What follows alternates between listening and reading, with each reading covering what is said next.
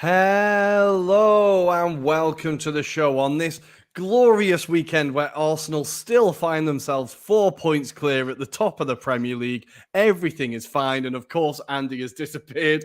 As always, my name is Rory and I'm not living in denial. Welcome to the Anglo-Italian pod.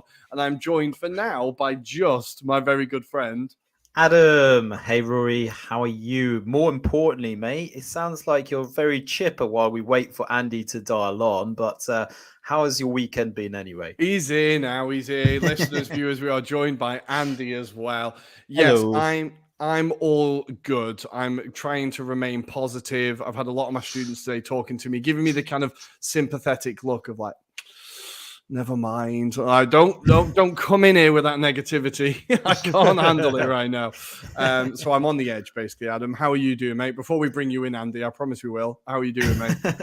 I'm doing quite well, thank you. I had a beautiful moment with my little boy where he asked me, why do you like football so much? And why do you watch so much of it? And I went, because it's just bloody marvellous. And he went, so do I. I love it as well. And I was just like, I've done my job. Done my job as a parent, so that was my weekend pretty much summed up otherwise. But yeah, no, let's pass it on to Andy. How is Andy? Because he's been missing from this pod for a long time, haven't you? Great to have you back, man. Great to have you back. Yeah, is he there? Glad to be back. It's been, I think he's calling from downtown Baghdad. I don't know. Are you there? It's a mouse, isn't it, around the rut wheel? Yeah, I'm there. Oh, here he is. Sorry, Andy. How you doing, mate? I'm there. Yeah, I am well, thank you. Clearly, I'm having some technical issues, but yeah, I need to get those mice turning quicker. But no, I'm good. It's lovely to be back on the pod as usual. Good stuff. Well, this week we have a super packed show. We are going to be talking about title race in the Premier League. Where is that going? We're going to be talking about the relegation battle as everyone panics and it's starting to look even tighter down there. We're going to be talking about Spurs being Spurs and chaos at the bridge. Before we go over to Serie A, we're going to talk about Lazio continuing this incredible season. We're talking about Monza getting another massive scalp in their first season back in Serie A. It's hard to remember that considering how well they've done this year. We'll be talking about Juventus and their mad conspiracy theories. And we'll be doing a little bit of chat about what other Serie A game was it, Adam? I've completely forgotten. We've got a host of them. But Bologna, we've got Inter, for example, and Napoli, for example, bottling it, perhaps. Let's hope not. Let's see. It might be bottles all around Europe. We will have to see. But listeners, viewers, we are going to go for a very quick break. And after this, we are going to be talking title race. I'm scared. Where's the video?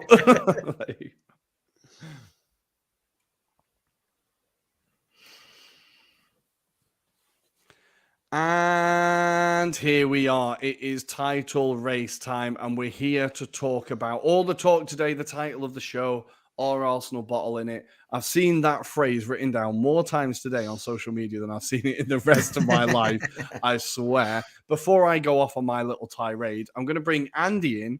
I'm going to say, Andy, what have you made of Arsenal's last two games? 2-0 leads, letting them both slip. Anfield didn't feel too bad. This one felt a little bit worse. What have you made about the performances from Arsenal and where do you think they are? Yeah, I think you've summed it up quite well yourself, to be honest. It's difficult for any team on the field.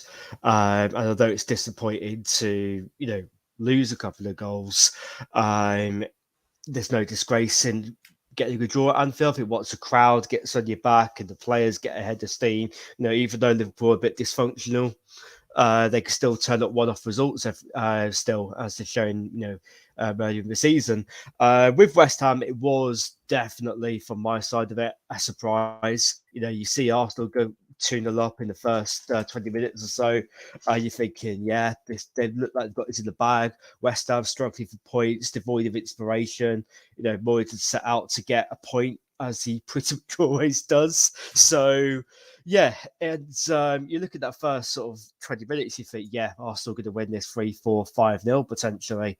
It was just in the second half, it seemed to go a little bit belly up. I think that missed penalty really summed it up. I think, 9 times out of 10, you're a backsucker to put that penalty away. And he hit it whether or not it was just wide. So it was just one of those things, unfortunately. And West Ham still got, some very good players who can hit you on the counter. Jarrod Bowen's not been at his best, but he turned up. Declan Rice, typical. Declan Rice is another one. He probably hasn't had a vintage season. Yeah. But he really led by example. And West Ham, you could argue, had enough chances to get another goal ultimately. So I think it's more because of the form of Manchester City why it confirms why it's a bad result. Away at the London Stadium for a London derby is still a difficult place to go, even despite the season that they're having. In the way at Anfield is one of the toughest games you're going to get in the league. So it's not a complete disaster, but I think with Manchester City in the horizon in a couple of weeks, I think Arsenal would have liked to have been going into that game with a few wins under the belt. And it feels the momentum has switched quite logically more than anything else. It really feels like City have done what they always done, is they seem to get to March and April time and rattle off 15 to 20 wins. And there's not really much that could be done to stop them. Well, this is it. Exactly. I think you're absolutely right. And I think I said it a couple months ago when we were on the show. I think that we needed everything to fall perfectly for us. We needed to be perfect. We needed to win all of our games. We needed nothing to go wrong for us. Only then could we win the league. And what we're seeing now is things are going against us and things have started to kind of not go our way. And I think you kind of alluded to it there with City and the machine and the juggernaut that they are. There's just no room for mistakes. There's no room for it now. And we're still 9 games unbeaten, right? And it now feels like a disaster. Games unbeaten in the Premier League categorically is a good run. That is good form. And I think a hit in third gear. It feels like it's over, but it's still in our hands, but it doesn't feel like it. Yeah, and I think what's I saw it on Twitter. I can't remember who the tweet was, but also still on finish. They could finish at something like 94 points or something like that on current trajectory, and still not win the league. 94 points wins you the league in virtually any other league that Manchester City are playing in. It's like, if you finish with that points, and you would have absolutely have taken that points total at the start of the season, 100%. So I'd have arguably taken half of it. You know what? As much as it's going to be semi-funny watching Arsenal bottle it over the next few weeks, I think when you look at it objectively, they probably haven't bottled it. They've overachieved massively. They've overachieved massively to get to where they are. They've played some great football while they're doing it, and if they do fall up short, they've just fallen up short to a team with far greater resources and an overgrown Viking.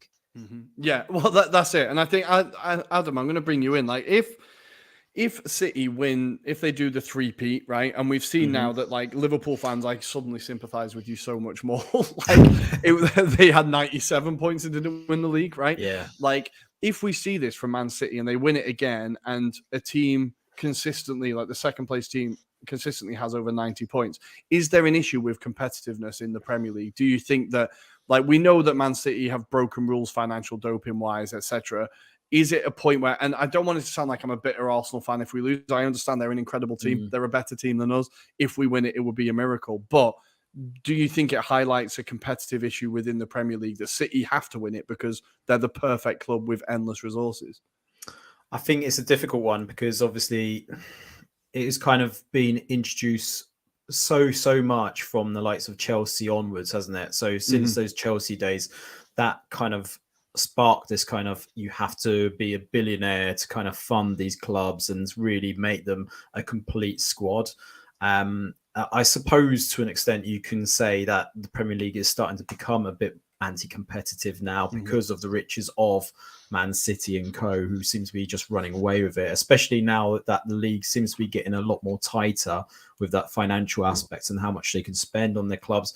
But I still think there's going to be an element where as much as you can bring all these riches of players like Chelsea are showing with Todd Bowley, even so to speak, that you can still do that, but still have very little idea of how to direct it. And you're going to have like a lot of players that might not be on sync. So you need to create the perfect harmony. You still need to create those squads. I appreciate, though, for the likes of, say, your Leicester Cities, that won't happen very often. It'll probably be very rarely, even in that respect. But for the likes of Arsenal, you're going to be there or thereabouts, I feel. And I feel if there's going to be a best opportunity to take advantage, it is going to be this season, because I think you'll look back on this season and kind of regret not going that little bit further, perhaps. But yeah, it's a difficult one. It is really difficult, because I think, how else are you going to compete with the likes of Man City these days? I think you have to just think differently and be smarter, or try and be smarter. And that's what Arsenal are trying to do. We are miles ahead of where we thought we'd be. We are overachieving. We're still the second youngest team in the league, like with the youngest manager. You have to kind of remind yourselves that. And I think what the method that we're trying to do, I really like the fact the Hale End boys are so pivotal to everything we do. We're just doing it a different way. Obviously, I'd be absolutely devastated if we don't win it this year. And I think we have. What's annoyed me in the last two games is that it's not been. I don't think we are bottling it. As the headline says, we're getting complacent. We got 2-0 up and thought the job was done. Again at West Ham, when we scored 2, I thought, right, get a third, get a fourth, put this game to bed. We started doing clever little tricks. Thomas Partey completely switched off. Like, the whole performance fell apart. And I just think we've got complacent. And what Arteta now needs to do is focus and say, and it's what he's done so well with the team across the season, is the next game, the next game, the next game. But it just feels like they've lost that focus a little bit, and he's got to get them back in and go, look, you've not achieved anything yet. If you don't achieve it now, the season will be remembered for that rather than a great season, if you know what I mean. So I think by idiots, it's still been a fantastic season. I've loved every second of this season. I am still enjoying it a bit, but I think we need the complacency needs to disappear. There's one more thing I want to talk about on this match before we move on, because we could last forever.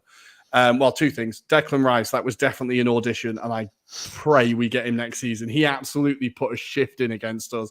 I think he was looking at Arteta going, you've got to come and get me now. It seems like we're the favorite. It seems like we're the favorites to get him. So I really feel like that was an audition.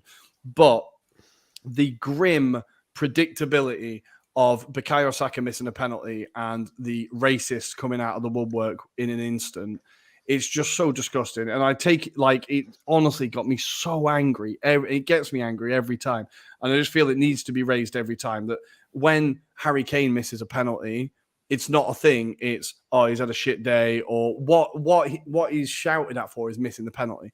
When it's a black player, it's instantly their ethnicity that's brought into it. And I just think it's disgusting, and it needs to be brought up again. And yeah, I've reported every account I've seen that's shared that horrific meme that goes around every time Bukayo Saka has a bad game.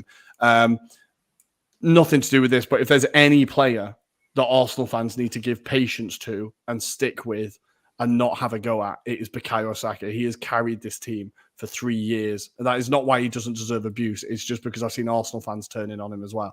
He has carried this club for years now. If he misses one penalty, it doesn't matter. I will always back that boy. He's incredible. He's incredible. But I'm going to leave the Arsenal game there. West Ham were outstanding. Bowen was amazing. Antonio caused us problems. Great performance for them. And in the relegation battle, it kind of makes it a little bit more interesting. Like, Andy, you wanted to talk about the relegation battle. A few teams down there picking up points this weekend. Of course, Everton weren't one of them, but who did? Well, a few teams are picking up points. The Wolves, I think they've got themselves, having fought at Christmas, they were going down, to be honest. And a couple of lads I play football with, a big Wolves fan, so they thought they were down at Christmas. So they've done a wonderful job, and it was quite interesting to see Diego Costa. It just seems for that game only this season, his first goal since September. He's carrying a little bit of weight down the middle, but he was, he was absolutely on it that day. Lopetegui is doing a really good job at Wolves, and I think they're an example of a club that did decide to make a change early, give themselves the World Cup to bed in some players, They made some good signings, using their whole Daddy Hawk Mendes connections. But it does help. It does help. Yeah, it does. Yeah, and they've picked up some results, and they're looking. Sunday they're looking quite solid, and I think they've bailed themselves out of it. And now you're seeing a few gaps. And I think Southampton, they perform like a team that were down. But they just can't get it right at the moment. I think with Southampton, they haven't got a consistent threat in front of goal. They've got a few players, like Theo Walcott, who well past sell by date. And it was, with at home against Crystal Palace, who are not the best travellers in the league. Those are the kind of games you need to be picking up points from. But speaking of Crystal Palace, Roy Hodgson, free flowing football. I take it all back. It's happening. And it was a move of genius. I don't think anybody saw this. Like, Adam, did you see this revival under Roy Hodgson? Free scoring Crystal Palace? I think we joked about it on our pod on Thursdays. We didn't see that happening, but it just seems like he's at that point where he just doesn't really have that kind of care anymore. He's like, just go with the flow. Like, he's got nothing to lose. And if anything, just builds on his legacy that he built at Crystal Palace. But the interesting thing is he seems to be getting a tune out of players like Eze, for example, now trying to blend them into the squad. They seem to be a bit more direct as well when it comes to attacking play. So whereas they were lacking that, it seems, under Vieira. So although I really did rate Patrick Vieira, seems like they're getting the best out of this current crop. So he's doing marvellous. When you look at it, I think they're 3 points off Chelsea now in the league standings. When you think about that, that's just incredible. We're going to come on to Chelsea. Yes, we're going to come on to Chelsea, but Palace are very, very, very close to them. Very close to them. Elsewhere in the relegation battle, of course, Everton did lose 3-1 to Everton. This was the level of booing at Goodison Park. I think it was when the second goal went in. You just heard the whole stadium booing. It feels like, is this job a bit too big for Dyche? Do you think Dyche can do it? Andy, I'm going to give you like one sentence. Do you think Dyche can keep them up? I think he can. I think he give it a good crack. I don't think the job's too big for him at all, though. Like, I feel like this one's getting away from him. Adam, how do you feel about it? I haven't seen the bounce yet that I expected to see. No, I can't see it because they don't have a striker. They don't have a recognised striker. And I think that's going to kill them. But I think what might be a blessing is just the way Nottingham Forest are going about their business at the moment. And that's probably just the issue right now. I did a predictor a few weeks ago, and I had Leicester City and Everton being the other two teams alongside Southampton. Now I think Nottingham Forest are pretty much being dragged into it. So, yeah, I don't know. It's just going to be down to the head-to-heads, I feel. Because there's a few teams that have to play each other now, I feel, and Leicester City are one of those clubs that have to play a few of those teams around them. So, yeah, this could be where it goes down to, especially when you look at the grand scheme of the teams that they have to face as well, because there's a few big teams that a lot of those teams have to face as well at that bottom half of the table. I think goal difference is going to play a big part in this as well. Like, for example, Everton are still actually out of the relegation zone on goal difference because they conceded 10 less goals. They've got a 10-goal swing over Nottingham Forest. So I think it could literally go down to goal difference. Obviously, Leeds United, who are still in there as well. They're 2-0 down at the moment to Liverpool. And those kind of games can very easily finish 4-5-0 if you're taking that. I think Leicester as well. I think they're devoid of ideas at the moment. I thought. Leicester again. You feel like, what's the point? What was the point? Changing managers. I don't see, with the greatest respect to Dean Smith, he is not an upgrade to Brendan Rodgers. It's a downgrade. And he didn't really do any good with Norwich. He got them relegated when he came in mid-season. Didn't do anything when they got relegated to get them back up. I think he benefited when he was at Aston Villa through Jack Grealish being on form and quality goal line technology. True. There's not actually much evidence out there to suggest he was the right man to keep them up. And I thought with Leicester City, they could have if you think about Wolves, they've gone for the likes of Lopetegui. Villa have gone for the likes of Unai Emery. With the relative success they've had over the few years, I felt they could have been a bit more ambitious with their coaching appointment. I think that's a very fair point, to be honest. They could have, it feels like they've not aimed high enough, but I also think they sacked Brendan Rodgers with zero plan in mind. Yeah. And they didn't have someone lined up, and they've gone, do you want the job? No. Do you want the job? No. And then they've just ended up with him because they offered it to Graham Potter, right? And he said no straight away. And I think they offered it but everyone's just gone, well, no, not now. I've got like 2 months to save you. It's a bit late. Like, I'm not that good. And I think a lot of managers are probably not going to make a decision on that because they want to know if they're taking over a Premier League club or a Championship club. Yeah. And where Leicester, as I say with Southampton as well, because I think their managers only in temporary place or interim place at the moment. It feels like the club without a plan have really come a cropper. The clubs should always be looking at who they want in case the manager just leaves tomorrow. Clubs should always have that name on the board of if the manager decides to leave right now, who are we going to approach? You should always have that backup plan. And we've seen that a lot of these clubs definitely haven't, and Leicester definitely didn't see themselves down here at the beginning of the season. They really weren't planning for that, I don't think. But we're going to leave the relegation battle there for now. We're going to go flying back up the table. And I want to very, very quickly-ish talk about Aston Villa. Now, this was the game that kicked off the weekend. Aston Villa 3, Newcastle 0 in the end. It was 3-0, right? Yeah. And it feels like momentum, I think, sums up this game. Newcastle been in the top 4 the entire season, really looking comfortable, starting to run out of looking like they're running out of gas, starting to limp a little bit. And Aston Villa kind of just absolutely flying since Unai Emery's come in. Kind of reminds me of the teams in the Championship that like make a last minute dash for the playoffs, right? And then somehow win because they're in form. I'm just massively getting that feeling from Villa at the moment. From the first minute, I think 30 seconds in, Ollie Watkins hit the post. Within the first 20 minutes, they'd hit the bar and the crossbar again. They did not give Newcastle a second to think. I was honestly so impressed with Villa. It was one of the games I enjoyed the most this weekend in terms of a performance. I thought it was one of the performances of the weekend. Adam, I'm going to go for you. What have you made of Emery and Villa? They look absolutely revitalized.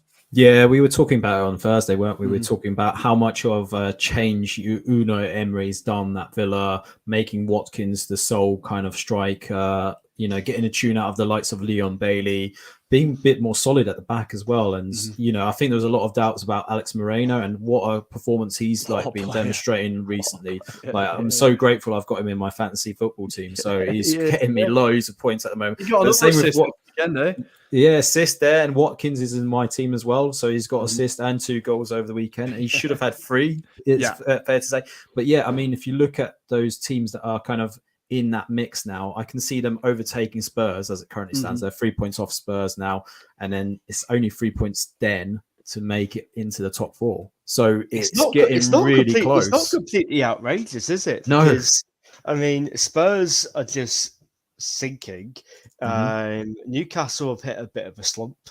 And I've just been looking at Villa's games now. The only 2 which you would say difficult games you've got is Manchester United away and Liverpool away, which would be difficult for them. But a big one could be in May, 13th of May. They've got Aston Villa at home. Sorry, Tottenham at home and Brighton at home. Last game of the season. Those particular games could be huge in deciding who gets top 4 or potentially, which version of Europe they'll get. But I think Villa deserve it. And Ollie Watkins, I think he's second only to Erling Haaland at the moment in goals scored since the World Cup. That's incredible. That's not bad company to be in. And even Gareth Southgate turned up to watch him. I've never seen him jump up for joy as much as I saw on Saturday. He was loving it. Absolutely loving Watkins' performance. So there's a shout that he could be in a shout for the England's setup now, right? Southgate has to pick a Villa player, surely. He must love Villa, the years he spent there. And he has to have a little bit of a thing of like, he plays for Villa, I'll give him a shout. I feel like Watkins, honestly, I always thought his his composure still needs a little bit of work. Like in that 30 seconds, I know it's like as the game goes on, he hits the post. It's really unlucky, but I still feel like he has the odd moment where he fluffs the chance. And it's just, I'm being super critical because I think that is the one thing that takes him from a very good striker to an elite striker. Because even in the first goal for Villa, the Ramsey goal, another exciting youngster that's coming out of Villa as well, Ramsey, the way Watkins manages to jump so high and get that header back down, he's not that tall a lad. I don't think he's that tall. Like, it might be like Smith Rowe, where you think he's tiny, but actually 6'2". But I don't think Watkins is that tall. But the way he jumps up and gets that header down, I think he's got everything to his game. And Emery being able to get that out of him is just incredible to watch. And I think you made a good point with the defense as well. Obviously, Martinez is an incredible goalkeeper, made some great saves this game. But Konza, right? Konza and Mings together, like, we were laughing at Mings pre-World Cup, being like, how has this guy ever got in the England squad? And now, again, you're looking at him and you're going, okay, he's a solid, reliable defender. He knows what his job is, and he's able to, like, he's strong. He can keep strikers quiet. I thought he was really, really good. So you're right, Emery getting that defensive sturdiness and then getting that attacking flair. And Moreno has just been coaching, though, unbelievable. Like, if you look at how the state that Mings and Watkins were in under Gerrard, it was a night and day difference. And I think Watkins, well, I was watching Match of the Day, I was referring to a little bit in his post-match interview that the coach has got him, you know, instead of engaging into physical battles all of the time, is making more, or just running into channels for the sake of running into channels. It's making more intelligent runs, trying to bring others into play. And, you know, it's clear that he's reaping the benefits of having an elite coach. You know, be able to teach him that kind of stuff, and that translates to on the pitch. And so with Mings as well. I mean, I still think overall, in the long term, I think Aston Villa will go for better defenders at a base level than Tyrone Mings, but he's certainly got him to a point where he's still be a reliable option, especially if you get into Europe. It's going to be quite a big drain on squad resources. People like Tyrone Mings are still going to be required. And I think another one who deserves credit is Ashley Young as well. Like, he's unbelievable performance. I forget he exists half the time, but he's 37. He's always had a very, very good engine on him. He was still playing left wing. He plays left wing, right wing, left mid. He plays wherever the team needs to be. And having that kind of experience in the dressing room is good. And I think, I remember under Gerrard, he couldn't pick a best 11 to save his life. No. Every single week it was a bit different, where it feels like he's got a solid base of what he wants of his team, with the likes of John McGinn playing at a slightly more advanced role. He's another one who I feel could play at a higher level potentially. So I think he deserves a huge amount of credit. I think the way Aston Villa went out and got him, like we've said it, and I'll keep saying it, but they've got the best manager they could get. They've gone out and they've got the root, like the ceiling of the manager that was going to go to Aston Villa, without being disrespectful. But this manager could take them to the next level and get them, like, he is a world-class coach. Well, I think they've got the financial backing to do it as well, haven't they? They really have. They're not a poor club. Like, they are not a poor club. They're just waiting for that ability to kick on and spend a bit more, I think. And it could come this summer. But before we keep talking about Aston Villa, which we could do, I want to go to you, Adam, and talk about Newcastle starting to kind of, they're very inconsistent, I find. They just can't get that consistency back. I feel like from the beginning of the season up until Christmas, they were just flat. You knew you were going to get an 8 out of 10 performance. That consistency is kind of disappearing. What do you think it's down to? A little bit of experience here as well. I think, you know, he's got the best out of this group of players, and it's fair to say, I wouldn't say it's the most star-studded kind of squad that is in that kind of top 5, top 6. But I do feel like there's just a little bit of personnel that could do a lot more in terms of that kind of what to do in certain situations. I think Trippier at times was really struggling to hold on to that defense at times, because it was just being dragged out from different angles. So I feel like it's going to happen with this squad. And that's probably the opportunities for Newcastle next season, is how can they build on this current squad. But also the kind of form of Bruno Guimaraes has been quite vital, I feel, for this season. And maybe up top as well. I feel like maybe just lacking a bit of firepower at the moment. So Isak's done well in patches, I feel. But they need someone that can just give them a bit more of a spark sometimes. I feel that's where they're just lacking at the moment. But yeah, they're not a million miles. I feel you're going to have games like this where it just shows that they're just lacking ideas. And against other teams, I don't think they have that same issue. But certainly I feel like they got to that, was it Carling Cup essentially final, and that's where a little bit of that momentum's gone. If that wasn't in the way, I feel they probably would have cemented a top 4 place by now.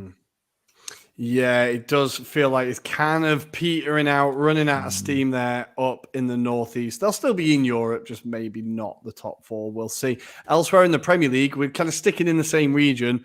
I've saved the dessert, right? So Sunday was a pretty horrible day. Yesterday afternoon, evening was pretty grim. The missus turned around to me and was like, should we go for a walk? I think she could tell I was in a bad mood. But all I had to do was sit back and think about Saturday and how delicious those games were. And we're going to start with, should we start in West London or North London? Andy, I'm going to let you pick. Let's start in North London. North London. Now, I don't know if you saw the video of those Tottenham influencers that are always on Spurs TV, is it? He's in the stadium, and as the goal goes in, his granddad just walks off. He's like, Grandpa's had enough. And you just see the whole stadium emptying as Ouattara makes it 3-2. Bloody hell, Spurs. Now, I think Stellini, they've kind of brought him in as a last-minute replacement, Conte's assistant. But they all seem surprised that he plays exactly the same football as Conte, right? Is anyone else not surprised by this? Andy, what do you think? Could it be less surprising? I know, it's just the fact they've literally gone with the approach of, definition of insanity is doing the same thing over and over again and just expect different results. And they've got somebody who's going to do the same thing over and over again. It's just a little bit less angry about doing it over and over again. That's about the only difference that I can see between Conte and him. I don't understand where there's actively unemployed managers who they could have literally just got in. And they've just chosen not to, and it feels like this time that they're wasting by not. It's typical Levy's penny pinch. He doesn't want to go out and get a manager until the start of the new season, and it just doesn't make any sense. He could have very easily, as an example, got Pochettino in, got the crowd on side, get bedded in, have a good 7 or 8 games to get bedded into the end of the season. Potentially, get the Champions League, because suddenly things aren't looking too bad again. And they're kind of coasting. They haven't, a bit like Leicester, and they don't seem to have much of a plan. They're just coasting to the end of the season and going, well, let's see where we are at the end of the season and go from there. And I think the fans feel like Daniel Levy's not taking the situation very, very seriously alongside everybody else in the footballing world. Yeah. But it does feel like Daniel Levy he doesn't seem to truly acknowledge or take any sort of responsibility for the problems that are happening at Spurs. Everyone's turning around. I think I saw, I can't remember what it was, but the Spurs Supporters Trust wrote an open letter going, these are all the things that are wrong with your club. And they get a reply back essentially saying, cool, thanks, but we'll crack on anyway. We will take your criticism on board. Ignore it. And ignore it completely. Well, I think the mad thing is, you're right. I still don't think Pochettino long-term would have been the right choice, but I think you're right. Just as an example, isn't it? Yeah, no, I know, but you're right to an extent that it would have worked short-term at least, because it would have had that boost of the change of regime that, right, it's a fresh dawn. Everyone can smile again. Conte isn't going to beat you to death. But what they've done is just got his assistant, and the regime remains. There's no mood change. There's no now it's just, we're not listening to the the organ, the monkey grinder. We're listening to the organ, if you know what I mean. It's not. It's just his assistant. I feel like it seems like a really almost the worst thing you could have done. So for Spurs within this performance, Davinson Sanchez being subbed on, then subbed off. He's had a load of horrific abuse after the game as well, which again is inexcusable. His performance was shocking, but I think he was by far, far from the worst player on the pitch, far I from thought the Pedro only. Porro had an absolute horror show next Yeah. week. So they're playing the back three, and unfortunately, Sanchez and Porro were quite close in proximity to each other a lot of the time. And the first sort of Bournemouth goal was as a result of just losing the ball.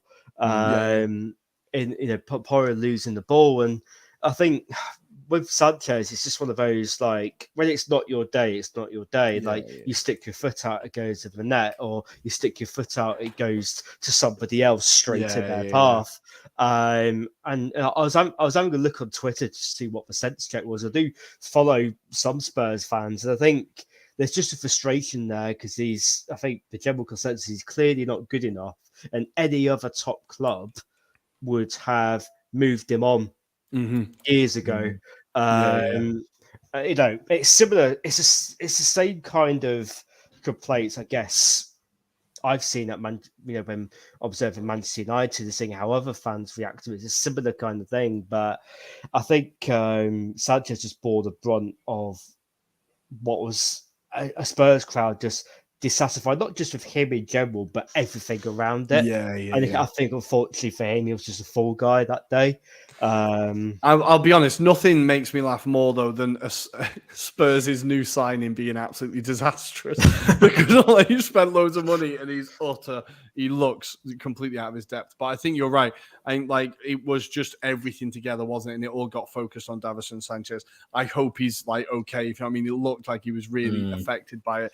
But for Spurs, we've just had a comment from Emric Milage, friend of the pod from the Smoking Snake pod, the only English language podcast about the Brazilian football, Brazilian league. So check that one out. But he is commenting here, I don't know what is wrong with Spurs, but to me, it seems like the team is a divided group, which does not believe in the club, the project, manager, or the tactics. I think you're absolutely right. And I also think the players like Kane, Son, the good players in that squad, look at the other players in the squad and know that they're not of the level. I think Harry Kane now looks at Eric Dyer and maybe Davinson Sanchez and other players and goes, you are not what we need to be where we want to be. And it must cause that, Harry Kane's just been surrounded by mediocrity his entire career, apart from 2 years under Pochettino. Adam, what do you think the issues are at Spurs? And then we'll give a lot of praise to Bournemouth as well. But what do you think the issues are at Spurs? I think the best analogy I heard was today where they described the Harry Kane situation where he's basically in an escape room that he can't escape from, basically, because he can't find the final key. It's endless because there's no way of getting out of it. It's just continuous, basically. But the issues are just top to bottom, isn't it? I mean, you've got different kind of interpretations within the squad because a lot of that squad's been made up of multiple managers during the course of the probably last 5 to 6 years, for example. Then you've got the fact that Levy, you don't know what kind of elements that he wants to achieve because we know he just wants money into the club, but he also tries to back his managers at times, but he doesn't at the same time then give them enough, like we've seen with Pochettino to begin with, then obviously with Mourinho, and then it's followed on with Conte as well. So you've got that element to it. And just the players themselves, they're just not good enough. They aren't good enough for the level of where Spurs want to aspire to be at. They were, I think, lucky to be in a Champions League for as many seasons as they were.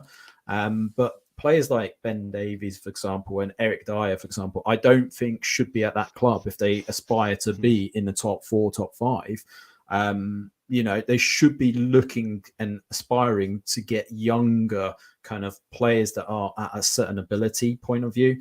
If you look at the comparison of, say, a Newcastle or maybe Aston Villa, because they're fighting for that kind of same position, I probably fancy one of those squads being more likely to challenge in the Champions League, to be honest. And I think that's the difference. Spurs have kind of put the brakes on, but not continued that investment piece as well. But there has to be a sense of realism with Spurs as well, because I think they've got this mentality of they should be up there, but actually their squad is probably no more than mid-table. If you play it against a Brighton side, I think you get more for your money out of a Brighton side in the same kind of position as well. So if you put Harry Kane, for example, in that Brighton squad, I think you easily see that a lot higher. Yeah. I mean, that's the levels that I'm talking about. So Mhm. when you're talking about just the types of players that, say, if you compare like for like with Brighton, I think most of those players actually make Spurs a better team. And that's the analogy that I would give. I like that a lot. Harry Kane in the Brighton team also sounds like absolutely that is a football manager experiment that I need to do. I'll be honest. I need to simulate that on Football Manager. But we do also need to very quickly talk about what a finish. Ouattara with a beautiful little chop inside and a tuck into the far corner to make it 3-2. O'Neill has done an incredible job at Bournemouth. I think people really aren't deep in actually how well he's done. He was brought in as a kind of crap. We can't get anyone else now. Scott Parker's gone. And he's got them now. Are they 7 points clear of the relegation zone? I just need to double check. They're on 33. They are 5 points clear of the relegation zone as it stands. Still an incredible achievement for a team that most people thought were relegated. Andy, do you think that O'Neill can keep them up? It's looking pretty encouraging. They caused Arsenal problems, caused Liverpool problems. And I think at the moment there's 3 teams definitely in what play worse than Bournemouth. But I think what I've quite liked of O'Neill is that he hasn't complained. You know, Scott Parker literally just tore the squad to pieces. Terry Radder said they were shit. And then expected to keep his job afterwards. Whereas O'Neill's I kind of forgot that happened. Yeah. And that's why O'Neill's is in the job at the moment. Because he got battered, was it 9-0 by Liverpool? Parker just went there. There's fuck all I can do. They're all shit. We need more players, or you might as well sack me. And Bournemouth went, okay, off you pop then. Bye. I don't think it obviously wasn't a planned movement from that side of things, but they clearly made the right decision for the harmony of the dressing room.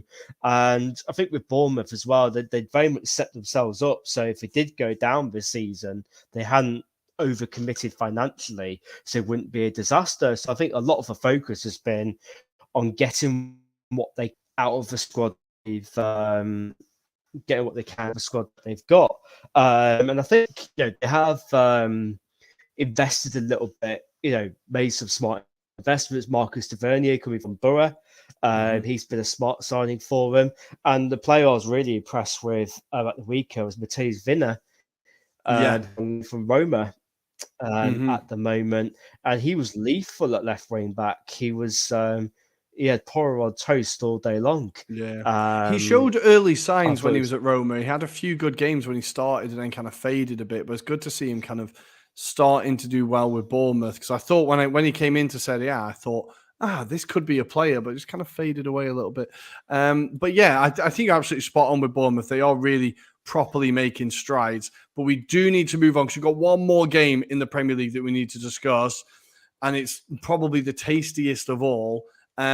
Breaking news, Todd Boehly has just bid for Brighton. He's decided that he's giving up on Chelsea and he's just going to take the shortcut and buy Brighton instead. My favorite story from this weekend, I don't know, it's hard to pick, but it probably has to be that Todd Boehly spent an hour in the changing room with the Chelsea squad afterwards. Apparently, there was a new player who they spent a lot of money on, who is disillusioned with his life at Chelsea. This could literally be anyone in that room at this point, who rolled his eyes and looked very disgruntled when Todd Boehly and Lampard tried to rally the troops. I'm going to go to you, Adam. What do you think Todd Boehly said? I'm convinced he was just talking about the draft for an hour and all the players were just looking lost. What do you think Todd Boehly opened with? What do you think he was trying to get across? He went, James Corden told me, and then basically something along those lines. But yeah, whatever he said, probably bullshit, wasn't it? It was just so much crap. And it sounds like we saw the kind of articles in The Athletic about Potter. I think it kind of stems even deeper than just Potter. It is definitely a lot about the ownership right now and how much they're trying to steer this club, and they're not really getting to grips with it at the moment. I mean, you can see by the appointment of Lampard, what do they expect? We've been slating them for, I think, on a daily basis. I think I've seen a comment by Andy every day about the situation. You know what? Speaking of which, right, on the BBC website, this came up about 3 hours ago.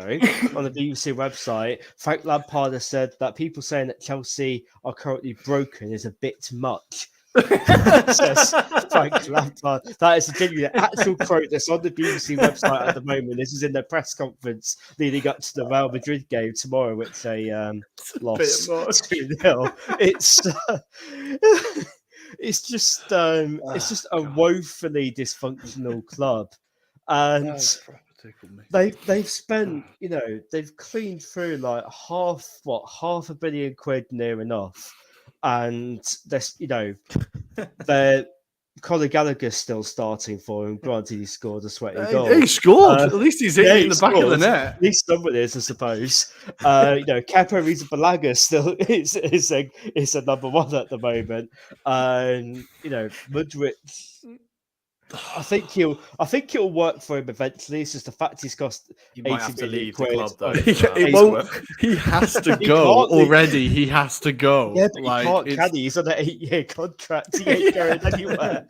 That's the thing. It's just, and you can tell that they still have absolutely no idea how to play as a team. Yeah, I think what summed it up was actually the lead up to Brighton's goal. I think we're all we're going to be talking this goal for like bloody months from Cisco, but it's the fact that João Felix thought, what I'm going to do, I'm just going to try and dribble through 4 or 5 players and think I'm going to get somewhere. There was nobody around him, there was nobody supporting him. He just went into no man's land with no idea what he was supposed to be doing, gave the ball away.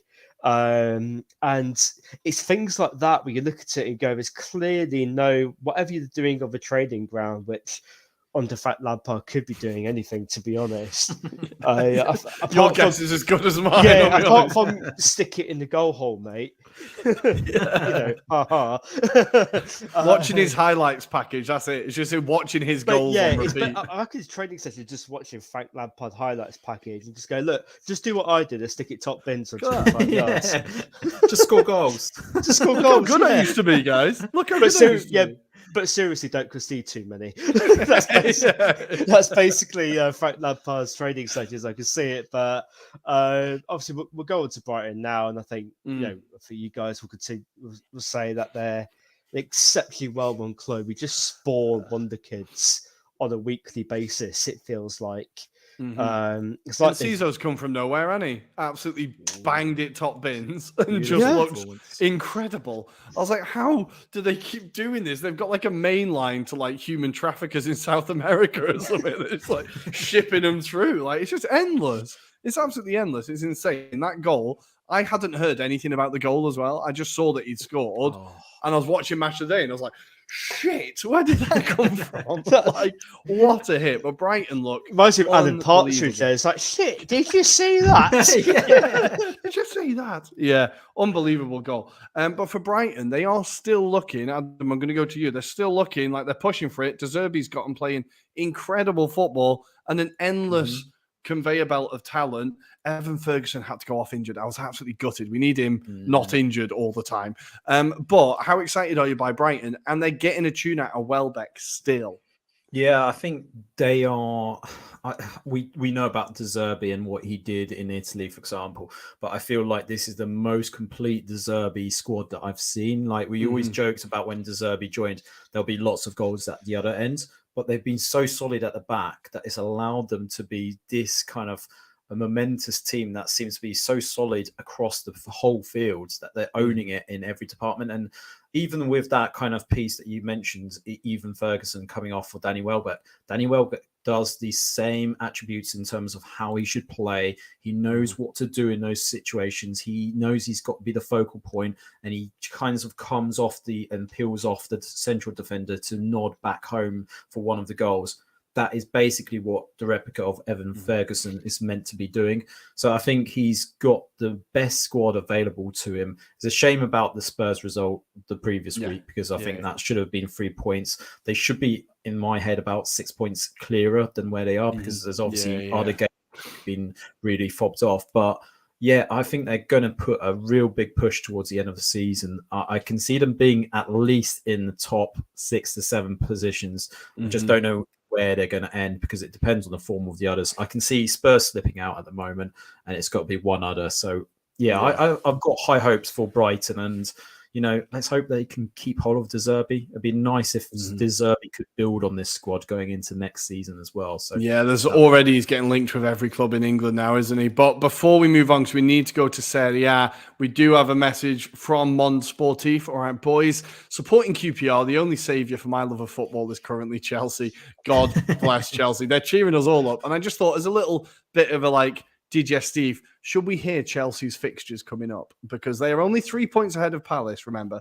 They still have to play Manchester United away, Brentford at home, Arsenal away, Bournemouth away, Forest at home, they should win that, City away, Newcastle at home, and Newcastle at home is their last game of the season. So they've still got to play 4 teams in the top 5, and 3 of them are away. So they've got some rough fixtures coming up. If they don't start winning games, they could find themselves in a relegation battle. If Arsenal got linked with relegation in bloody February, whatever it was, 2 seasons ago, I am linking Chelsea to relegation now, and I'm doing it happily. But guys, we are going to leave it there, and we're going to go for our Serie A section right after this.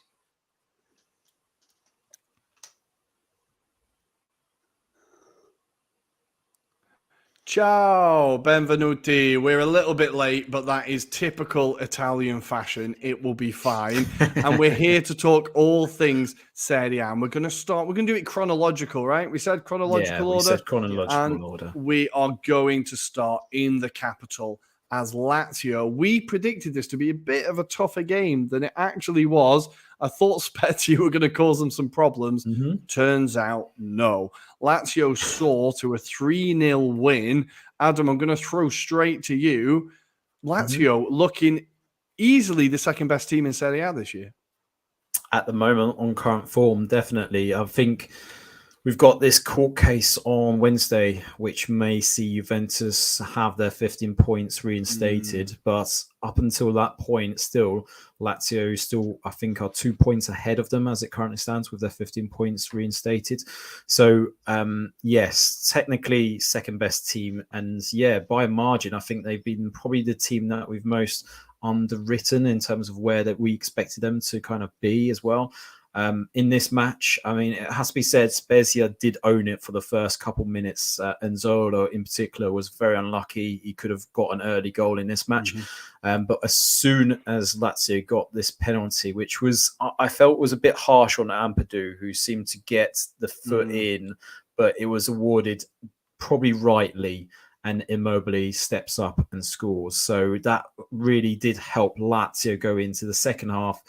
Felipe Anderson adds a second before obviously Ampadu gets a second yellow card and is sent off. And then you saw basically a counter-attack filled in, and it was quite a comfortable win for Lazio in the end. I saw much of this second half, to be fair. And Lazio, in typical Sarri kind of style ball, they keep the ball well. They keep creating chances. That's the thing. And I think this is one of those sides that would be very interesting to see in a Champions League. I really think Sergio Milinkovic-Savic, being in one of those big kind of ties, I think would really do quite well. Zaccagni on the form that he's been in as well. Yeah. He's been incredible. But just special word to their defense as well. I mean, we had Federico obviously on our pods talk about Lazio. And boy, I mean, they're just living up to expectations. So totally deserve it. And yeah, on the balance of form, when you look at the other teams that are kind of chasing Napoli, they deserve to be in second place. So yeah, I think, and we talked about them last season, what they lacked was consistency. And this season they have still struggled at times, but in general, they've had a bit more consistency. I feel like Sarri has really got the floor of that team up much higher. Like the minimum that you expect from them is much higher than last season. The second goal, I think it was, the move is just absolutely beautiful. Just lots of little short passes around the edge of the box that we know Sarri loves. But when it works, it just looks incredible. It was just super, super beautiful football. And it was just, I absolutely love watching it. And I think as someone who's not a fan of Lazio, to be able to sit and enjoy watching them play is actually quite nice, really. Well, at least they play decent football. But with Sarri, he's going to have to do it on a shoestring because Latito doesn't like spending money, but they will give him time. They will give him time. And if he can build that team and they can get a few more clever free signings, and like you said, keep a Milinkovic-Savic because you've got Champions League, he's more likely to stay. If they can do that, I really feel like Sarri can build something there. And maybe they can bring the Scudetto back to the capital in a few years' time under Sarri. I think there's a project building there. There's a project building. Definitely. But Spezia, we did expect a little bit more. We do have to say, though, after the game, Ciro Immobile was involved in a crash with a tram in Rome, his family in the car. Thankfully, it seems like everyone is okay, not too badly injured, but we hope that everyone is fine, and we hope to see Immobile back on the pitch and his family back in the stands before long. Hopefully not too long. But yeah, we're thinking of you, Ciro. We'll see you soon. But Andy, anything to say about Lazio, Sarri ball? Did you enjoy what you saw? Yeah, it felt like that second goal. They're literally trying to walk it in the net. I think if they could have done, they'd just taken it past the goalkeeper and walked it in from 2 yards down. You know, like when you were a kid, get down on your knees and head it in or something like that. But so, I think this with Sarri, he's obviously a little bit of a complex fellow because he has been at clubs where he hasn't got on too well with the players or the fan base. I think Lazio seem to be giving him the conditions for him to work effectively. You know, he's got a bunch of players that are totally invested in his methods. He's got a board that will back him. So for when results aren't too good, which, you know, the worst stages early in the season where it was a little bit iffy, they'll have the patience for that. Whereas at clubs like Juventus and Chelsea, where he's been at, losing 2 or 3 games in a row like that, you're under pressure. Then there's no work for your philosophy kind of thing. So I think he's making the most out of, because most of that squad's been there for quite a long time. The likes of Luis Alberto, Immobile, Anderson, they've been at the club for good 3, 4, 5 years. So he's obviously making the most out of what he has. And I think, as you say, with a few smart signings in the summer, especially if we get Champions League football, there could be a real force. Fingers crossed for the Laziali. It would be good to see another team challenging for the title another year in Serie A and see how many different winners we can get consecutively, see if we can break a record. But we're going to leave Lazio there for now, and we're going to go to the Saturday, and we're going to go to a team that's having a bit less fun, a bit less attacking verve, a lot more boring. Adam, where do you think we're going? I think it may be Inter. Is it? Correct, you win. You've hit the target more than Inter did against Bonzo in an hour and a half worth of football as Inter. Bloody hell. Their form now looks hilarious. They've not won in 9, but then they've beaten Benfica 2-0 away. It is utterly baffling what is happening at Inter, but I've seen a few points raised. And I want to give a shout out to Kyle, who listens to the show a lot. He's been listening to us since Dundalk days, since we had the Dundalk manager on. He made a really good point about how they've got no one who can beat a defender 1-to-1. They've got no natural dribblers of the ball. So if a team plays low block against them, that's it. Like, there's no one to break the lines. There's no one to get that moment of magic. And then you've got Lukaku, who I thought genuinely he'd started getting a bit of form and he'd started getting his confidence up a bit. I know they were penalties he was scoring, but it was still goals. And you hope that it's kind of like getting him back there. But another match where Inter just lacked any form of creativity. And it just felt inevitable that Monza were going to get the goal. Adam, I'm going to go to you first.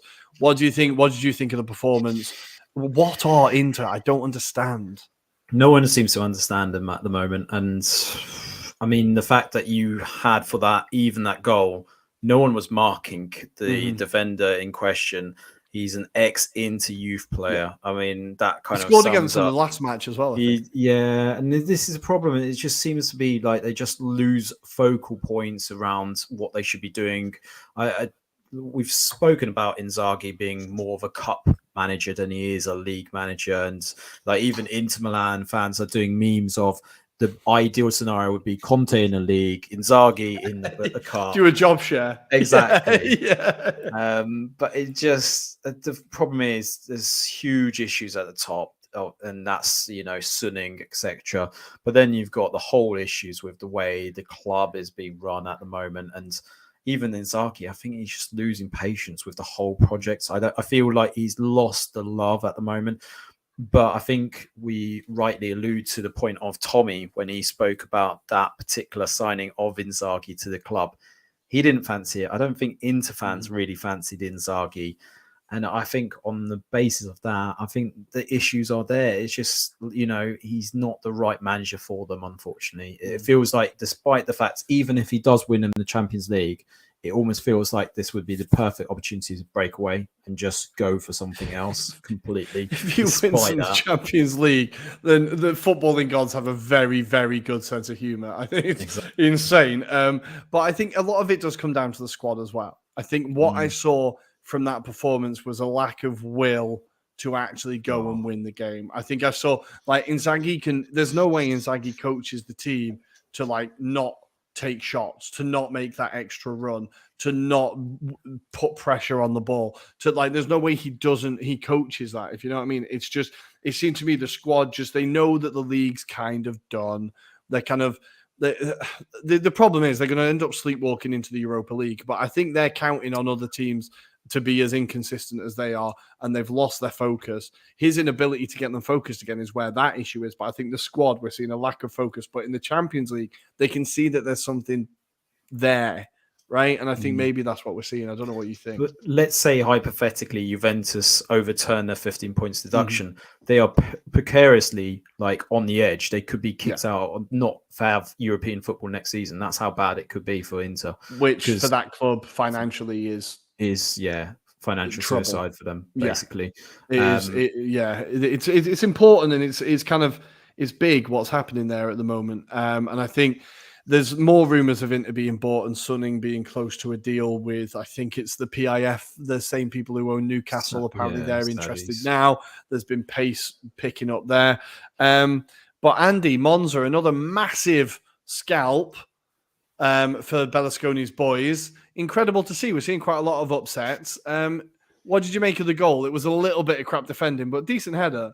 It's decent header. It's just making the fact the next into youth player as well, and he's somebody who's taken he's gone the roundabout way to try and get back to a top level. He went to Wolfsburg, didn't work out too well from here, but he's done really well since he's been at Monza, and it was just a really. It's sort of goal you practice on the training ground. He was behind one defender, so he had a little love trade, I think they call it. Of like 2 or 3 players. You're referring to the prostitutes or this actual match? That's after the game as well. That's right? after the game, right? Yeah. What we do after the game, who knows? That's there. But at the end of the day, I'm sure Berlusconi will sort that out for them. No, on the pitch, obviously they had the corner strategy where you basically got 2 or 3 players into a cluster, or sort of rotating around each other. I think the defending was poor. Again, at the moment, they're rocking a back three of Darmian, who have never particularly rated, to be honest with you. And the fact he's still a starting fixture in the Inter team is very, very worrying. And I think Bastoni hasn't hit his levels that we've seen him hit over the past couple of years. And I think Inter could have played for about 2 hours, 3 hours and not scored. They're snatching at Lukaku's a classic confidence player. Inter saw the best of Lukaku when he was confident, he was playing every single week and he was scoring every single week. But I find his head goes down a little bit and he just starts snapping at shots a little bit, and sometimes his body language doesn't look particularly great. And that's not just at Inter. I think he had that when he was at Chelsea last season. He did it when he was at Manchester United. There seems to be this mental thing where he gets quite down if things aren't going in his favour. I think we're definitely seeing that, and we're definitely seeing like the fact that Martinez has had a hit and miss season as well. I think he hasn't got over that dreadful World Cup though. I mean, I suppose it's not dreadful in the fact he's a World Cup winner. So I suppose, but he didn't play well. He didn't play well. No. He had a few stinkers, didn't he? That's it, and I think that partnership was so key for them under Conte. Like Lukaku Lautaro partnership was what won them, was a major part of what won them the Scudetto. And seeing both of them misfiring at the same time, I think the lack of creativity in midfield is still an issue. Like that number 10, they just don't have. I know that they didn't anticipate obviously what was going to happen with Christian Eriksen. It was a disaster for him personally, and also for Inter as a club, because they didn't go out and get another player. He was going to be their number 10 for the next few years. They've not replaced him, and I feel like they're just lacking that creativity in midfield. And as Kyle, friend of the show, pointed out, I think they do need someone who can actually dribble the ball, someone with a bit of pace. They should be looking at players like we've talked about from Spezia, Alguelo. You can be looking at De Frel from the Sassuolo, getting a big goal this weekend, which we're about to move on to. I think there's plenty of players there that Inter could be looking at. It's about if they have the money, which we know they don't, so they need to be creative. But the stories coming out today is that Lukaku definitely will not be staying at Inter next season. They are going to send him back to Chelsea. Kind of, is anybody surprised very quickly? Is anybody surprised? Not really. There's another player to take up more room in the Chelsea dressing room, which is going to be fun. Or corridor. Yeah, all corridor. But yeah, Inter need to be very creative this transfer market. We shall see how it goes. And just for God's sake, get top 4. That's all you need to do. But we're going to go on. We've given him a quick shout out, but De Frel makes it 1-0 to Sassuolo as they beat Juventus. Now, on the way home from work today, I was kind of pondering Juventus, and a few of my students are Juventus fans. They always annoy me. And there's been a lot of stories coming out this week about conspiracy theories. They're talking about Calciopoli again. They're talking about this plus Valence and how, it's not only them, it's other teams. And it struck me, if Donald Trump was transformed into a football club, he would become Juventus. It is what they are. They are cheating consistently. They live off lies. All they do is bend the Barcelona truth. runs him close. Yeah. Okay, if Donald Trump's Italian and turns into a football club, let's say Berlusconi, that kind of works.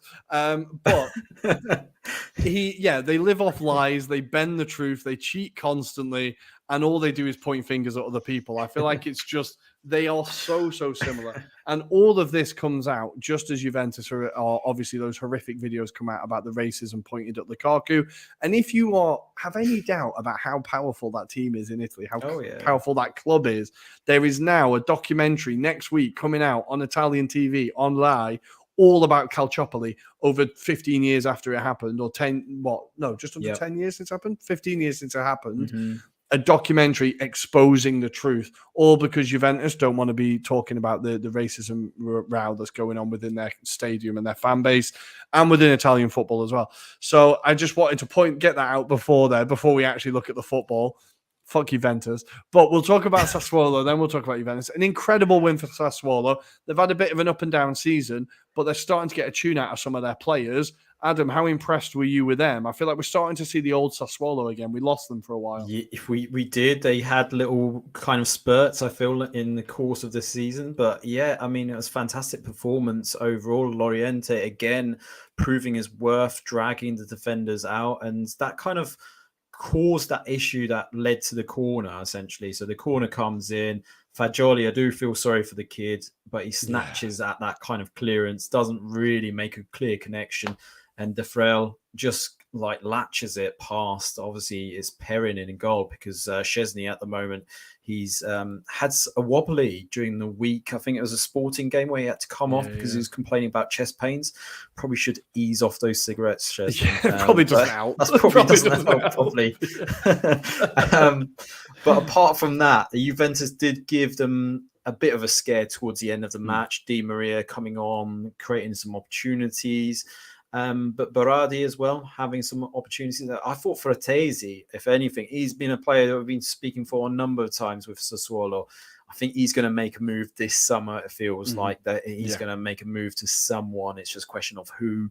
But he had a fantastic game as well. But a special word also for their goalkeeper. I always forget his name, but Consigli. My Consigli, guy. he I had was him in fantastic. Fantacalcio and he was terrible, but he made some really good saves this Made game. some impressive saves in this Yeah. match. In particular, I think he tipped one from Vlahovic, who, again, apparently he's been rumoured to be on the move, potentially. If anyone can save It's too late. 80 million and spend it on him, potentially Chelsea, probably more likely. But yeah, I think there's issues at Juventus, just the way they are. I think this is the Juventus side that we're used to seeing. This is the Juventus that were at the beginning of the season really struggling, and they're just showing it a bit now. I think Paredes, did you see the clip of Allegri going mental at Paredes not being ready on the sidelines? Yeah, it feels like it feels like Allegri is kind of, because Juventus have been doing very well. You have to remember that they've put together an incredible run of form. Without the plus Valencia, without them cheating, they would be in second, right? Like Allegri has done very well. But what I feel happens is his man management is really lacking at times. Because I think with Paredes, Paredes is a player that's had issues everywhere he's played, right? I think at PSG he was a nightmare as well. Like, he's quite hard to manage. But even with like Fagioli, the way you take him off instantly after that mistake, that's not how you treat a youth player, I don't think, because you could see him on the bench crying. And I feel like Allegri, at times, the players, like when things get a little bit hard or get a little bit rough, maybe they don't look at him as someone they can trust and who's going to give them a break. They look at him and go, oh crap, if I fuck up, then I'm out of the team, or I'm not getting. Maybe his man management needs to be worked on a little bit. This is a bit of a freak result because, like I said, Juventus have been in very good form. But what we also saw was the conservativeness of Allegri and Juventus coming back to bite them, because when you're not going to go for the throat, when a team does get 1-0 ahead, you kind of find it hard to shift into that final gear again. And he's not been getting a tune out of those attacking players the entire season. Chiesa, I know he's had his injury issues, but he's been anonymous this year when he has come back. Vlahovic needs to get out of that club ASAP. Like, Di Maria has been their best attacker this year, you would say. And even anyone who's ever watched him who supports the club he's played for would say he's pretty hit and miss at times. Yeah. Like, he's not exactly consistent. So it does feel like that lack of putting in the work to get attacking threat from the squad is really paying off in games like this, where you just can't just turn it on. It needs to be a habit, a groove, and Juventus just don't have it. But Andy, I'm going to throw over to you. We need to talk about Vlahovic. This guy was, last season when I was talking about him, I said it's Mbappe, Haaland, and Vlahovic in terms of the most exciting strikers in the world. He's taken a bit of a drop off. Where do you see him going? What do you see happening with Vlahovic from here? I think it depends on Juve's appeal, doesn't it? And where they finish in the season and what that looks like for them financially. So, but I think there is certainly a market. I think it might be a mutually beneficial arrangement. I think even this season, he's got 8 goals in 21 games. It's still a 1 in 3 return. It's still not a bad return. Certainly not £60 million worth, but it's not, completely terrible. And I think a lot of clubs can still see the potential in this, there are clubs certainly in England. I think Arsenal you'd potentially mention as one.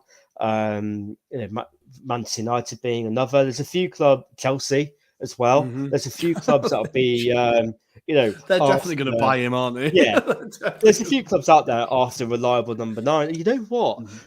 The most successful Chelsea strikers in the past year, if you think of likes of Diego Costa, Didier Drogba, big rampaging goal machines, who've got a really good all-round game and really bully defenders. I think Vlahovic could sort of fit into that sort of old Chelsea mold.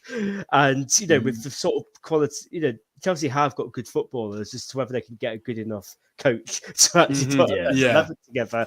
But I think if you put him at the front of a team like Manchester United, Chelsea, Arsenal, he would get 15, 20 goals a season easily, probably more if he played week in, week out. So, and obviously you never know when Real Madrid or Barcelona might decide to do some creative accounting.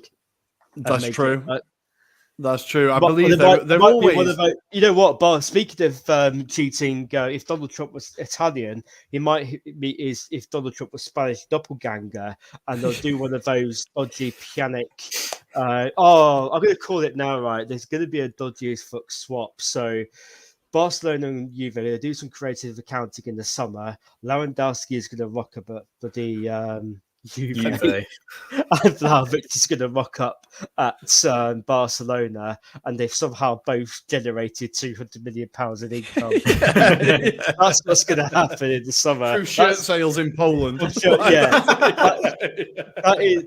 is my outrageous hot take. I like it. I could definitely see that happening, by the way. I could definitely see that happening. We will be circling back to this, I feel. We will be circling back to this. But the game this evening has just finished. Fiorentina 1, Atalanta 1. Not as exciting as you'd hope, maybe. Mila getting the goal, and Cabral in my Fantacalcio scores the penalty, getting his Conference League form into Serie A. You love to see it. But elsewhere in Serie A, Adam, we're going to do a quick roundup. Any other games you wanted to talk about from the this week in Calcio? So I would start off with Hellas Verona keeping Napoli to a draw. So 0-0 result there. Napoli very underwhelming, it has to be said, but Hellas Verona holding on, being quite comfortable defending wise. So yeah, good result for Hellas, who are obviously in that relegation dogfight. So very good point there. One of the ones I wanted to shout out was Bologna. Bologna drawing 1-1 against AC Milan. Now, before kickoff, when you saw the AC Milan team sheet, you were kind of rubbing your eyes and thinking, has Pioli been smoking a joint of some sorts? Because yeah, the squad was very weird, very strange. Origi up top, De Ketelaere behind him. Rebic was captain for this match. Kind of tells you the story. Like, it was literally a kind of swap of the first 11, but granted, they are kind of concentrating on the Champions League, the focus being against Napoli. So hence why they decided to rest a few of the players, but it didn't go too well within the first minutes. Stefan Posch puts it in for Sansone, and he scores. So, yeah, it could have been even worse for Milan, but luckily they got themselves back into the match through Pobega. Fantastic shot on the left peg from him as well. Otherwise, just wanted to call out from the other results, Lecce drawing 1-1 against Sampdoria. Sampdoria, I was looking at this before we started our live stream. So I work out there's about 24 points left. If they have a further 2 defeats or 2 wins for other teams, makes it about mathematically impossible for them to stay up. So it looks like 3 to 2 games time, we could see Sampdoria relegated from Serie A. But yeah, apart from that, I just wanted to reminisce on how Roma made me go to sleep last night. Thanks to a 3-0 despite winning 3-0, Udinese really did struggle. It has to be said. Roma for the first kind of half, I felt were value for their money, but I could not sit through that for a whole season. That was dreadful. No, it wasn't particularly exciting. It wasn't particularly exciting. I kind of briefly looked up for Abraham to get the goal. Yes, yeah, there was that. And there was a missed penalty. There's a great save from Rui Patricio. Bove, yeah. He is. He's not had the most incredible season for Roma. I think he's had a few shaky moments, but that was a very, very good save from the penalty spot. But yeah, not much to report in that game really. For 3-0, not particularly fascinating. Was that when they had a coach sent off as well? Roma had another coach sent off, or was it maybe? No, they had no coaches on the bench to be sent off anymore. There was another game. Previous games. Maybe it was Sampdoria had a coach sent off this weekend. Sorry, there's always one in Serie A. It's like a rule now. There has to be either a member of staff sent off or a player sent off after the final whistle. Sampdoria had a coach sent off because the ball came to him for the throw-in. He just binned it across the pitch to waste time. He was like, right, Red, off you go. But yeah, we're going to leave Serie A there with its endless entertainment. We are going to leave it there. God, I love it. And we need to very quickly. There is a score update to give you. So I was talking about how goal difference might be a thing in the relegation battle. Leeds haven't done themselves any favours. They're currently losing 6-1 at home to Liverpool, and Darwin Núñez has just scored. Frig me, that is a bad look. That's 2 bad losses in a row for Leeds now. 5-1 against Palace and 6-1 against Leeds. That is against Liverpool. That is not not looking good. Oh God, I was liking Javi Gracia as well. Never mind. We do need to very, very quickly do a bit of Champions League preview. Now, Adam, you talked about it. Pioli has rested his players.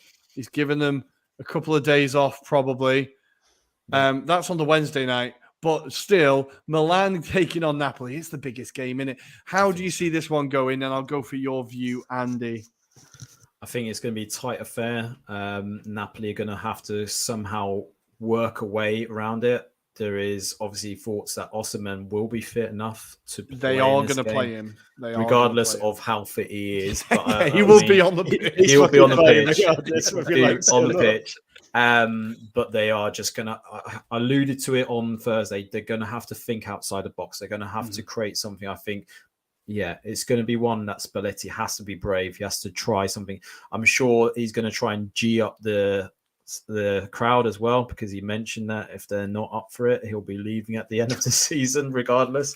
But yeah, I feel it's going to be a tense match, very tense match. If they get an early goal, that's all it's going to take. One early goal, and then we'll see what happens. But they need it in the first 10 minutes, don't they? Well, I have a friend down in Naples at the moment, and they've shipped in Feyenoord fans for a bit of help. I'm not sure what they want help with, but the Feyenoord fans are there to help. He said the city is absolutely shaking with energy at the moment. They are really building up that city at the moment. There was videos of the Milan coach getting abused by Napoli fans, like thousands of them just screaming and shouting out. They are going to have a rough couple of nights before that game kicks off. But Andy, how do you see this one going? Do you think Napoli, the magic of the city, are they going to get it done?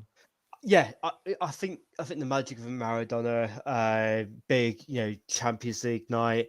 I think they can. I think if they get an early goal, I think they'll go on to win it. I think it'd be very much how they choose to manage it. But I think also it is they need to not panic if they don't get a goal in the first 15, 20 minutes. And I think the crowd will stay with them through the full 90, even if they have had their beef with the club. But, I think even the Napoli fans, however disenchanted some of their ultra groups might be, a big ticket Champions League game against Milan at the quarterfinals at home is not the time or place to be airing your grievances. I think there's a general recognition that is absolutely not the time or place. And I think they've got enough about them to get an early goal, and anything could happen from that point. I really hope they get it done. Like, I don't know. There's a part of me, I've talked about it. I really want to see Milan with Inter and Milan playing each other in a Champions League semi-final. I really want to see what the city's like. I really would love to see that. But I also would love Napoli to win the Scudetto and then knock out like Italian teams on the way through, like knock out Milan, knock out Inter, and just like, we're definitely the best team in Italy. Like, both outcomes are beautiful. But I think, for my 2 cents, I think Napoli will get it done. I think Milan might just bottle it a little bit. The atmosphere is going to be pretty intense there. The rest of the games, I think, are kind of done. We've got Benfica 0, Inter 2, Man City 3, Bayern 0, and Real Madrid 2, Chelsea 0. Andy, I'll go to you first. Do you see any of those ties being turned around? No. That was easy. Adam? Same. No, can't see it. Me neither. Good. Okay, we're going to very quickly go to the Cool Kids Club because Andy, oh my God, we've not even taken the piss out of you yet. You were 2-0 up and ghosted. What happened? All of a sudden, it's tricky going to Seville. Yeah, it's a very disappointing result, and all we've seemed to have done this season is play Spanish teams in the Europa League. We played first. This is our fourth Spanish team that we're on now. No, I think there's still enough about United as a squad to get through that game. I think Sevilla have most certainly got their own issues this season, and I think taking that sort of awkward last 10 minutes or last 5 minutes really aside, United were in control of that game more or less, from the start up until the 90-minute mark. I think the Martinez injury is a massive blow for them. Maguire just had one of his nights where everything went against him. Everything he touched turned to shit. It's like a reverse Midas, unfortunately, and I feel sorry for him sometimes. It did lead to the greatest Goldbridge clip, one of the greatest Goldbridge clips, where he's like, I think the problem with Spanish sides is they just, oh, for fuck's sake, as the first goal goes. It is just his comic timing. His comic timing is fantastic. And, yeah, to be fair, I think, although I think United will get through,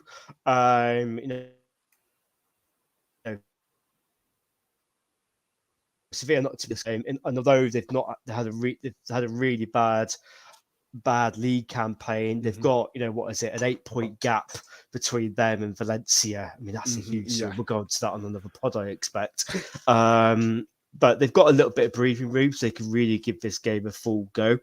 And I think it will be a big test. It looks like Maguire and Lindelof are probably going to be the starting pair there, and whoever's not injured at left back. Wow. Yeah. So it will be an interesting one. I think United will be able to get it done. I do think United will be able to get it done, but you've just made it a little bit more exciting. You've got more of a reason to tune in on Thursday night, which is quite nice in a way, I suppose. Elsewhere, we do have Feyenoord 1, Roma 0. Of course, the kind of rerun of the Conference League final last year. Feyenoord 1-0 ahead. Adam, do you see Roma turning this round in Rome? I feel like Mourinho's got a plan for this one. Yeah, I feel like even if he's losing the first leg, he overturns it in the second leg. So I totally expect them to overturn it. 1-0 is not really much of a lead to go into. So I think Roma will win this quite handsomely, actually. Yeah, I think they could be all right there. Then the interesting one, Juventus 1, Sporting 0. As Arsenal fans know, Sporting is a very difficult team to get past, and they do have a lot of quality. 1-0 is a very slim margin. Andy, very quickly, do you see Juve seeing this one out, or do you think Sporting could spring a surprise? I think they could spring a surprise here. Ooh, it'd be a tough one, but I think Sporting at home, to be fair, I think they're more than capable of getting the goal back. Obviously, away goals is a thing anymore. But either way, I think that'll be one of the games I think will go all the way down to penalties. Yeah, well, they took us all the way there, and they bloody got the job done. They are a bloody good team, Sporting, genuinely a very, very good team. And just wrapping up the English and Italian interest in Europe, we're going to go to, I need to hit the banner first, the Even Cooler Kids Club as we go to the Europa League, as we have Ghent 1, West Ham 1. Now, Ghent absolutely battered West Ham in this game. West Ham were really lucky to get through it, but it's going to be at the London Stadium, fresh off that boost of getting a comeback against Arsenal. Adam, do you think West Ham will see this through? They've got a real chance of winning this competition. Huge chance. I don't know. It all depends on the night, whether they've got steady nerves. I feel that's the big thing for West Ham and their players. I was very intrigued by the performance of Kamil Piatkowski, who had his yellow card rescinded. I thought he was fascinating in this match, but I'm expecting West Ham to win this. I actually think Ghent will win it, because I think I'm calling it, because West Ham have had some stinkers in Europe against. Oh, he's gone. We'll never hear what that was supposed That's probably David Moyes going, no. David's logged onto the pod and cut me off. I've been hacked by David Moyes. But no, I mean, they are prone to dropping some stinkers in European competition as much as they've had some good results. And I think it'll really depend on what kind of lineup Moyes picks, with their league position in mind and how much that plays at the back of it. I think if West Ham treat it as a one-off game and aren't distracted by what's going on in the Premier League and the wider issues that they have, then they've most certainly got the talent to win it. But I do think that if they go into it, with a heavily rotated squad, with psychologically their heads elsewhere, they can lose that game very, very easily. I think it won't be an easy one for them. It will not be an easy one for them. And finally, Adam, it looks like the Polish fairy tale might be over in the Conference League, as Lech Poznan are currently 4-1 down on aggregate, and they have to go to Florence. Have people enjoyed the journey in Poland at least? Enjoyed the story? They've enjoyed getting to this stage. Yeah, it's been an epic kind of journey, shall we say, for Lech Poznan as well, because they haven't been. I think the last time they did something similar to this was probably the 80s. That's the last time like a major club did something. I think it was like Cup Winners' Cup back in the day.